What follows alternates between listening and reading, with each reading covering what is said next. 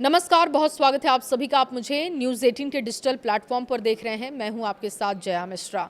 तमिलनाडु में बीजेपी के पूर्व अध्यक्ष के अन्नामलाई ने शुक्रवार पार्टी से इस्तीफा दे दिया। बीजेपी अध्यक्ष नितिन नवीन ने उनका इस्तीफा स्वीकार किया है। पार्टी छोड़ने के बाद अन्नामलाई का पहला बयान भी सामने आ चुका है।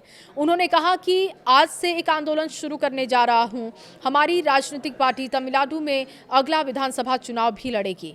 बीजेपी से इस्तीफा देने के बाद के अन्नामलाई ने कहा कि ये तय करना बहुत मुश्किल था कि मैं बीजेपी का आदमी हूं या फिर तमिल।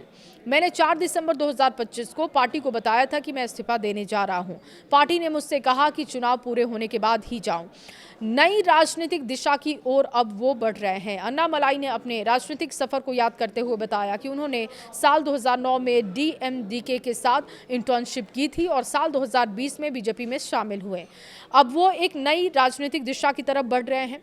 रजनीकांत के साथ आने का प्रस्ताव दिया था। उन्होंने खुलासा किया कि 24 अगस्त 2020 को बीजेपी में शामिल होने से पहले अभिनेता रजनीकांत ने उन्हें फोन पर अपनी संभावित राजनीतिक पार्टी में शामिल होने का प्रस्ताव दिया था, लेकिन बीजेपी के राष्ट्रीय संगठन महासचिव बीएल संतोष को पहले ही वचन दे चुके होने की वजह से उन्होंने रजनीकांत के प्रस्ताव को अस्वीकार किया और बीजेपी का दामन थामा।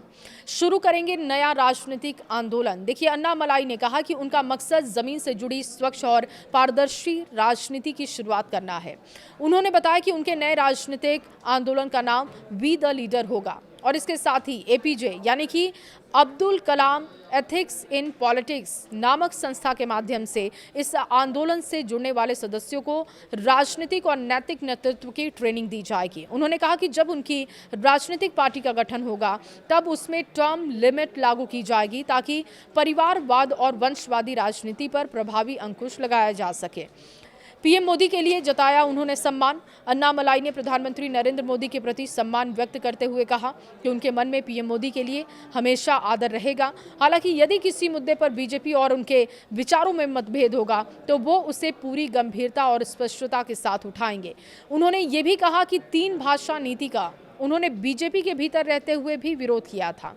बीजेपी से इस्तीफे पर क्या बोले?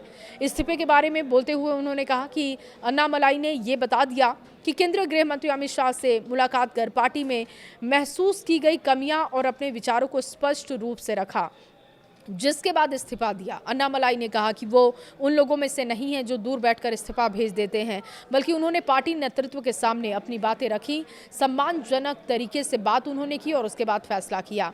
बीजेपी ने क्या कहा इस पर वो कहते हैं कि कोई नुकसान नहीं। अन्नामलाई के इस्तीफे पर बीजेपी की प्रतिक्रिया सामने आई है। तमिलनाडु बीजेपी अध्यक्ष नयनार नागेंद्रन ने कहा कि अन्नामलाई के पार्टी छोड़ने से पार्टी को कोई नुकसान नहीं है।